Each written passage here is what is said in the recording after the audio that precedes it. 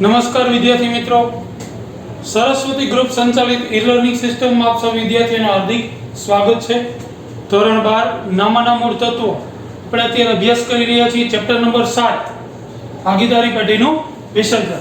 Last લેક્ચરમાં મિત્રો આપણે છે ઉદાહરણ 1 કમ્પ્લીટ કર્યું હતું, જેમાં અમનોંધ હતી। એ અમનોંધ છે એ જ્યારે મિલકતો અને દેવોનો નિકાલ થાય એ અંગેની અમનોંધ જોઈ હતી। એવી જ બીજી અમનોંધ છે આપણે જોશું સ્વાધ્યાયનો દાખલા નંબર 5 જે ચોપડીના પેજ નંબર છે 311 પર આપેલું છે। 1 બાય 1 એની અમનોંધ નિયમો મુજબ છે એની અમનોંધ કરીએ। જો પહેલો જ છે એનો વ્યવહાર આપેલો છે, તમારે છે પહેલા ઉપર હેડિંગ આપવાનું રહેશે સ્વાધ્યાયનો દાખલા નંબર 5 પેજ નંબર 311 એની સૂચના લખવાની, પછી પહેલો વ્યવહાર એની અમનોંધ એ પૂરી થઈ જાય, પછી બીજો વ્યવહાર ફોર્મેટ તૈયાર કરીને બી એની અમનોંધ જેટલી થતી હોય, ત્રીજો વ્યવહાર એની અમનોંધ રેડી આ મુજબ તમારે છે ચોપડામાં લખવાનો રહેશે। જોઈએ પેઢીના વિસર્જન સમયે પાઘડીની ચોપડે કિંમત 56,000 છે, તેની કોઈ રકમ ઉપજતી નથી, ચોખવટ કરી છે, ચોપડામાં દર્શાવી છે એટલે એનો નિકાલ કરવો પડશે, પણ એની કોઈ ઉપજતી નથી એટલે એક જ અમનોંધ થશે।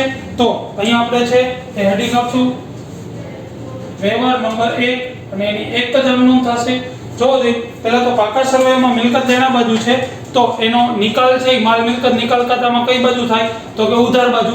એની અમનોંધ શું થશે તો કે માલ મિલકત નિકાલ ખાતે ઉધાર ની અમનોંધ કરશું। માલ મિલકત નિકાલ ખાતે ઉધાર તે પાઘડી ખાતે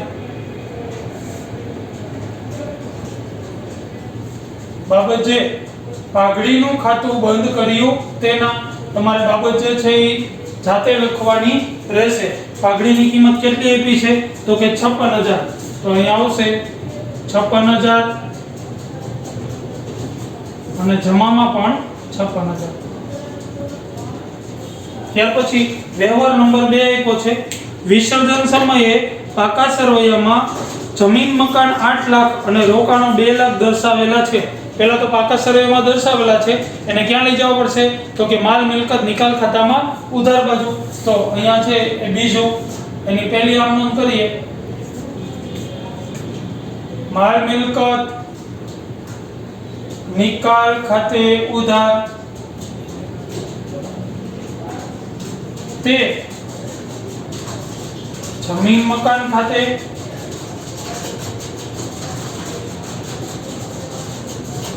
અને બીજી કઈ મિલકત આપેલી છે તો કે રોકાણો, તો કે તે રોકાણો ખાતે બાબત જે મિલકતોના ખાતા બંધ કર્યા તેના કેટલા આપેલા છે જોવો તો કે 8 લાખ અને 2 લાખ, તો અહીં આવશે માલ મિલકત નિકાલ ખાતે કુલ એનો ટોટલ આવશે 10 લાખ રૂપિયા।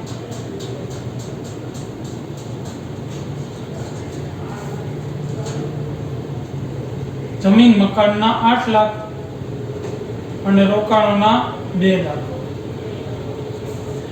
તેમાં એવું કીધું છે કે તેના અનુક્રમે 9 લાખ અને 1,50,000 ઉપજ્યા। રેડી 9 લાખ અને 1,50,000 ઉપજે છે, ધંધામાં રોકડ બેંક આવશે રેડી, અને જે ઉપજ થાય માલ મિલકત નિકાલ ખાતામાં કઈ બાજુ આવે તો કે જમા બાજુ આવશે। તો આપણે અમનોંધ લખશું અને બીજી અમનોંધ લખશું ઉપજે છે એટલે રોકડ ઓબ્લિક બેંક ખાતે ઉધાર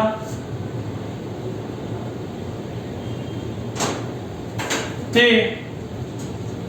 માલ મિલકત નિકાલ ખાતે બાબત જે મિલકતોની ઉપજ મળી તેના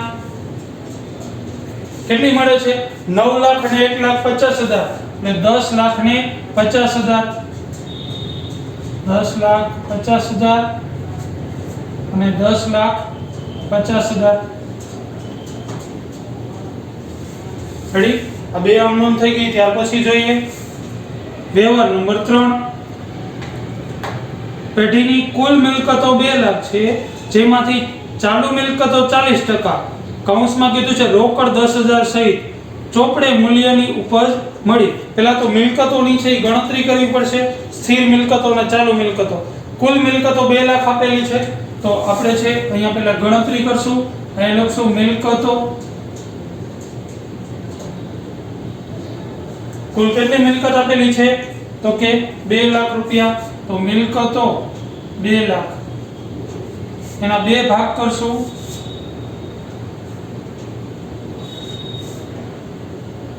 સ્થિર મિલકતો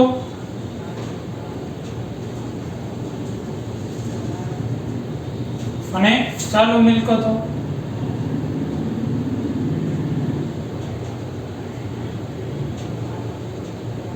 બરાબર?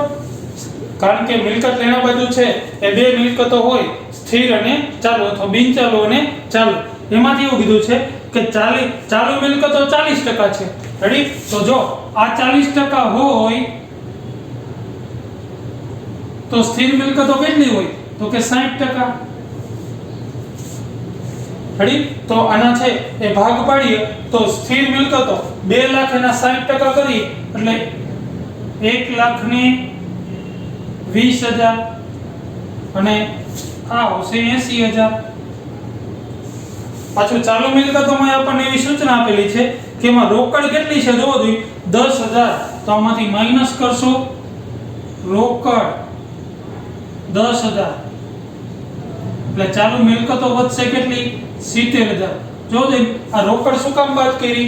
કારણ કે છે એ જ્યારે આપણે માલ મિલકત નિકાલ ખાતામાં છે એ રોકડ મિલકતો બધી લઈ જવાની હોય ત્યારે રોકડ બેંક લઈ જવાની હોય નહીં. કારણ કે રોકડનું છે અલગથી ખાતું ખુલે એટલે રોકડ બાદ કરીને જે વધે એ જ લઈ જવાય.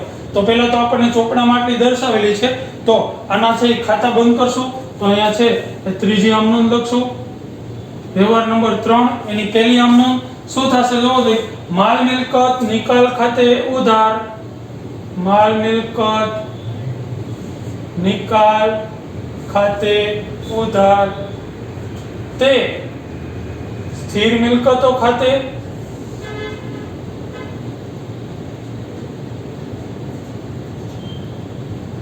અને તે ચાલુ મિલકતો ખાતે.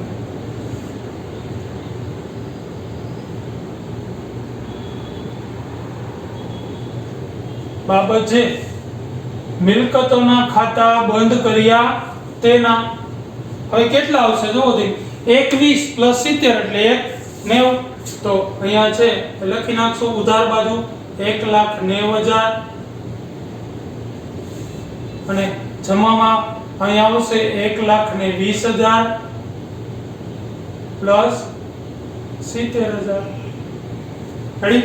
એમાં એવું કીધું છે કે તેના અનુક્રમે ચોપડે મૂલ્યની ઉપજ થઈ. એનો મતલબ એવો કે જેટલી રકમ હતી એટલી જ રકમ છે ઉપજી. કેટલા? તો કે 1,90,000 જ ઉપજા. તો આની બીજી આપણે આમ નોંધ કરશું. બીજી ઉપજ થઈ છે એટલે રોકડ બેંક ખાતે ઉધાર. રોકડ ઓબ્લિક બેંક ખાતે ઉધાર તે ઉપજ મળી છે એટલે માલ મિલકત નિકાલ ખાતામાં જમા બાજુ. તે માલ મિલકત નિકાલ ખાતે. બાબત જે મિલકતોની ઉપજ મળી તેના કેટલા? ચોપડે મૂલ્ય એટલે 1,90,000 જ ઉપજા હોય. 1,90,000 અને 1,90,000. ત્યાર પછીનો વ્યવહાર જોઈએ. વ્યવહાર નંબર 4. ચોપડે પાઘડી દર્શાવેલ નથી છતાં વિસર્જન સમયે તેના વેચાણના 50,000 ઉપજ્યા. જો ચોપડે ન દર્શાવી એટલે પહેલી આમનોંધ ખાતું બંધ કરવાની થશે નહીં, પણ વેચાણ થયું ત્યારે એની ઉપજ મળી કેટલી? 50,000. તો એની ઉપજ મળે તો ધંધામાં રોકડ કે બેંક આવશે. તો એની આમનોંધ લખશું 4. એની એક જ આમનોંધ થશે રોકડ ઓબ્લિક બેંક ખાતે ઉધાર.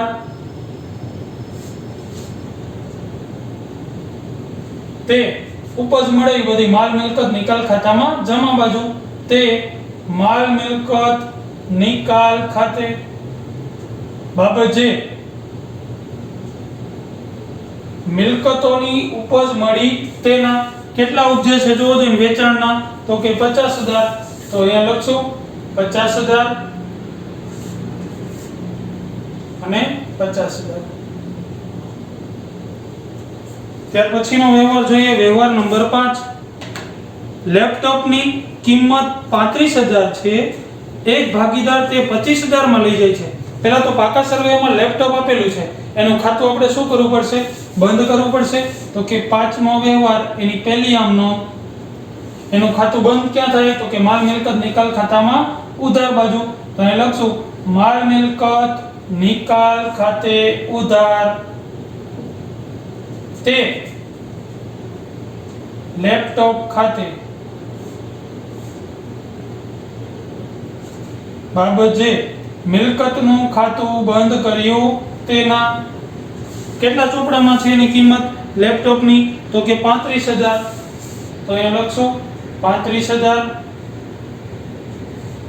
અને 35,000. ત્યાર પછી એમાં એવું કીધું છે કે એક ભાગીદાર તે 25,000 માં લઈ જાય છે. મિલકત જાય એટલે માલ મિલકત નિકાલ ખાતામાં જમા બાજુ. તો આની બીજી આમ નોંધ થશે ભાગીદારના મૂડી ખાતે ઉધાર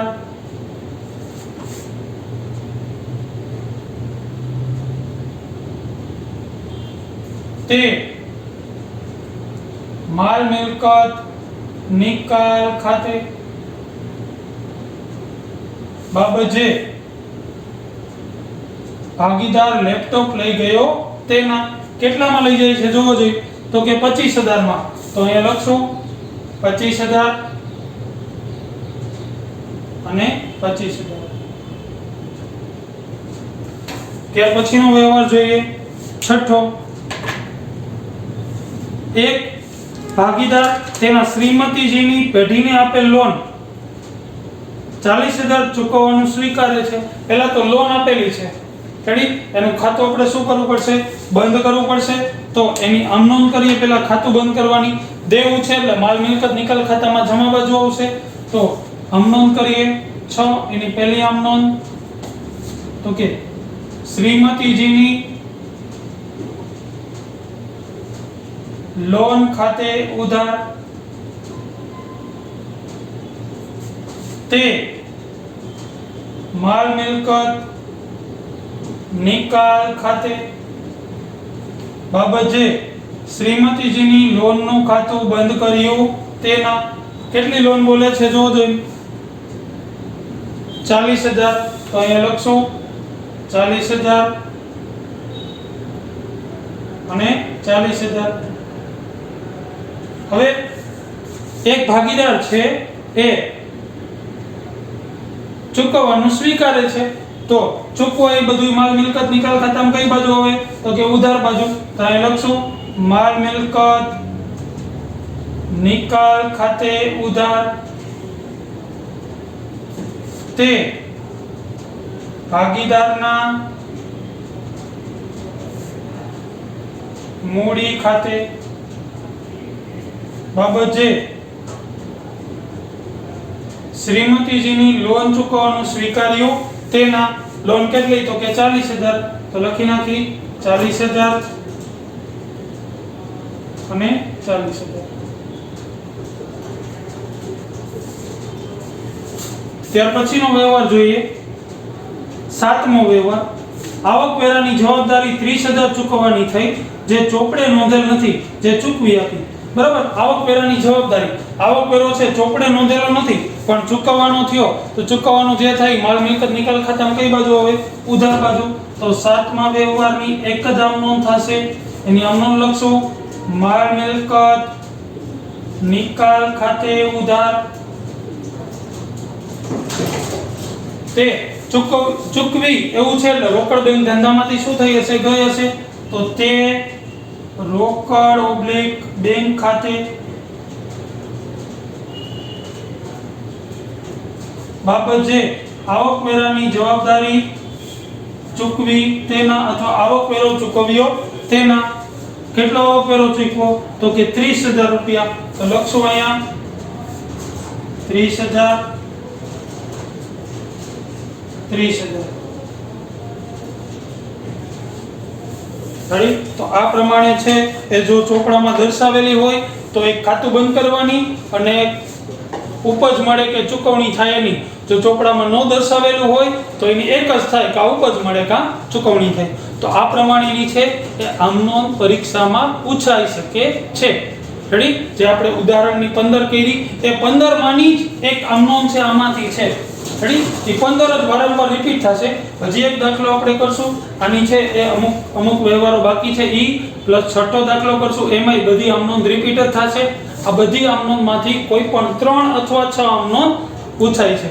રેડી? તો તમારે કેવી રીતના લખવાનું છે તો ઉપર હેડિંગ આપી દેવાનું સ્વાધ્યાયનો 5મો પેજ નંબર 31 એની સૂચના. પછી પહેલો વ્યવહાર લખવાનો, ફોર્મેટ તૈયાર કરીને એની 2 આમનોંધ. પછી બીજો વ્યવહાર લખવાનો, એની ફોર્મેટ તૈયાર કરીને 1 આમનોંધ. પછી ત્રીજો વ્યવહાર લખવાનો, નીચે ગણતરી કરવાની, એ ગણતરી થઈ જાય પછી ફોર્મેટ તૈયાર કરીને એની 2 આમનોંધ. ચોથો વ્યવહાર લખવાનો 1 આમનોંધ. પાંચમો વ્યવહાર લખવાનો 2, છઠ્ઠો વ્યવહાર લખવાનો 2, સાતમો વ્યવહાર લખવાનો 1. રેડી? તો આ પ્રમાણે છે તમારે આમનોંધ બધી લખી લેવાની રહેશે. બાકીના જે વ્યવહારો છે જે આપણે છે એ 4 વ્યવહારો બાકી રહ્યા છે. 5 વ્યવહારો આમ તો એ વ્યવહારોની નોંધ છે એ નેક્સ્ટ લેક્ચરમાં આપણે કરશું. ઓકે મિત્રો, થેન્ક યુ.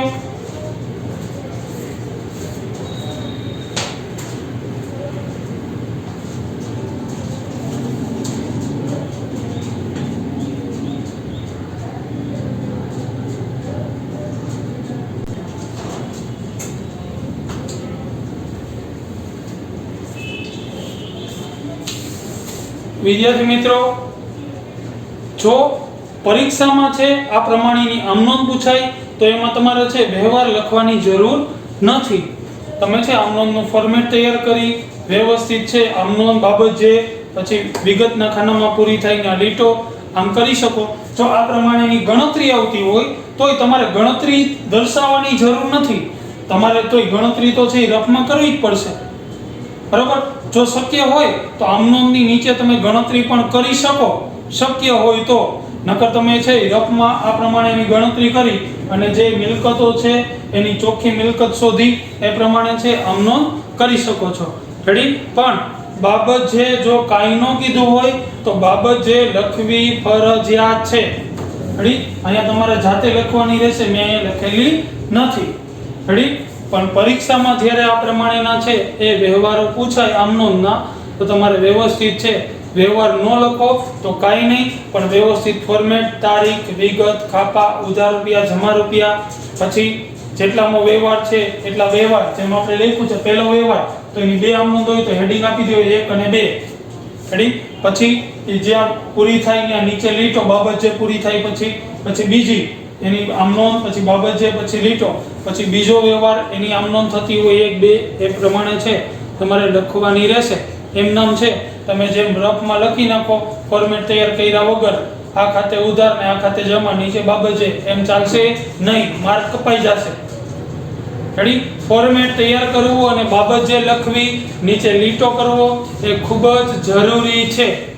ગણતરી તમે એમાં ન દર્શાવો તોય ચાલશે, તમે રફમાં ગણતરી કરી લેજો, પણ જો આવો વ્યવહાર હોય તો એ ગણતરી કરવી ફરજિયાત છે. જેટલી કિંમત આપેલી છે એક જ આપેલી હશે કાં 60% ને કાં 40%, તો બીજું આપણે સમજી લેવાનું હશે કે જો સ્થિર મિલકતો 60% હોય તો ચાલુ મિલકતો 40 હોય, અથવા ચાલુ મિલકતો 40 હોય તો સ્થિર મિલકતો 60 જ હોય, કારણ કે આપેલી હોય 100% જ હોય. રેડી? આ પ્રમાણેની ગણતરી કરી. રોકડ હોય તો એ ચાલુ મિલકતમાંથી બાદ થાય. શું કામ? કારણ કે જ્યારે જૂના પાકા સરવાઈમાં તમામ મિલકતો છે એના ખાતા બંધ થાય, પણ રોકડ બેંકનું ખાતું અલગથી ખોલવામાં આવે છે. આ બધાયના ખાતા તો કે બાકીની મિલકતોના ખાતા ક્યાં લઈ જઈને બંધ થાય? માલ મિલકત નિકાલ ખાતામાં ઉધાર બાજુ.